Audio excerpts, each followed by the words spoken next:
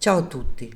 La stanza degli specchi fu raffigurata dal noto Leonardo da Vinci e si tratta di una stanza composta da ben 8 specchi enormi, di forma rettangolare che riprendono integralmente la figura umana, in modo da poter osservare diverse immagini di sé, rimanendo semplicemente al centro della stanza. Da tutto ciò potrebbe derivare l'immaginazione e la rappresentazione psichica ogni volta che si pensa al narciso.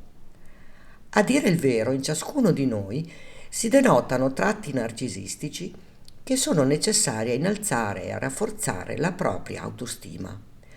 Il tutelarsi, l'avere la sicurezza in noi stessi, l'apprezzarci e il prendersi cura di sé nel quotidiano. Al giorno d'oggi il termine narcisista viene utilizzato in diversi ambiti sociali e c'è da dire che gli schemi educativi come la famiglia e le relazioni si sono modificati, poiché si tende sempre di più a dare un certo peso all'idea dell'egocentrismo, all'aspetto e alla visibilità anche grazie ai social media. Tutto ciò ha generato una società con prerogative narcisistiche, visto che l'autostima si fonda sulla risposta degli altri per riuscire ad espandere il proprio prestigio. Tuttavia non è questo a definire il disturbo di matrice narcisistica, o meglio ancora narcisismo patologico, che rientra nel cluster B e che per essere dichiarato tale deve essere contraddistinto da ben 5 o più fattori, come ad esempio mancanza di empatia, un senso grandioso di sé, richiesta di costante considerazione, idee di successo smisurato, reputarsi un individuo unico e speciale, convincersi di avere pieno diritto a trattamenti di favore, sfruttamento delle persone per i propri obiettivi personali, prepotenza, aggressività, cinismo, sadismo. Il narcisista a primo impatto può mostrarsi timido, insicuro, fragile, rispettoso e taciturno, ma può anche apparire cordiale, sicuro di sé, seducente e di un certo rilievo sociale. Ma il narciso con il trascorrere del tempo si tramuta in un soggetto intollerante, ambiguo, egoista, perfido, incline alla depressione e completamente incapace di amare.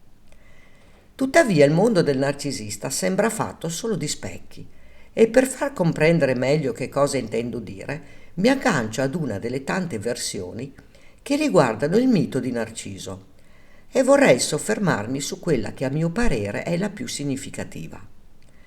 Narciso era un giovane cacciatore, noto per la sua bellezza, e nel mito si presenta estremamente malvagio, poiché detesta tutte le persone che lo amano.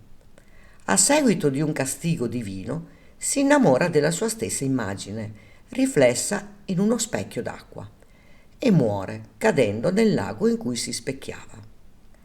Narciso rappresenta esattamente il concetto di chi non comprende la tenerezza ed è consapevole di poter amare solamente se stesso, per non rischiare di essere ingannato.